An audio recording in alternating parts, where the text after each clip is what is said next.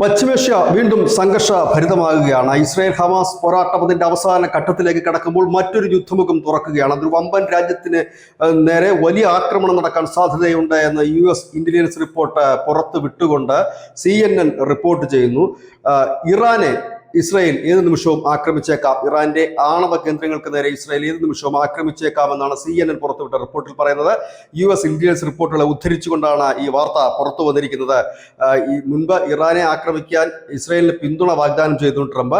അതിനുശേഷം ഇറാനുമായി ചർച്ചയും ആരംഭിച്ചിരുന്നു. 60 ദിവസത്തിനുള്ളിൽ ആണവ കരാർ സംബന്ധിച്ചൊരു തീരുമാനമായില്ല എന്നുണ്ടെങ്കിൽ ഇറാന്റെ ആണവ കേന്ദ്രങ്ങൾ തകർക്കുമെന്ന് ട്രംപ് പറയുകയും ചെയ്തിരിക്കുന്നു.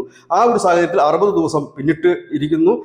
ഖമേനി പറയുന്നത് അത് ന്യായമല്ല, തങ്ങൾക്ക് നേരെയുള്ള അതിക്രമം എന്നാണ് ഖമേനി പറയുന്നത്. ഏതായാലും ഇത്തരത്തിലൊരു വലിയ യുദ്ധത്തിന്റെ കെടുതിയിലേക്ക് മിഡിൽ ഈസ്റ്റ് മാറുന്നു എന്ന് തന്നെ പറയേണ്ടി വരും. ഏതായാലും വലിയ രീതിയിൽ തന്നെ ഒരു സൈനിക നടപടി പരിഗണിക്കുമെന്ന് ട്രംപും പറഞ്ഞിരിക്കുന്നു.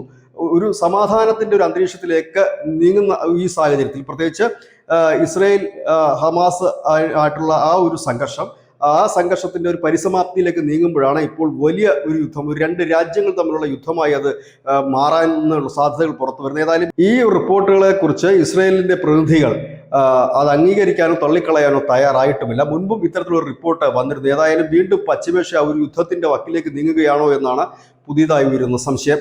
News desk news India Malayalam.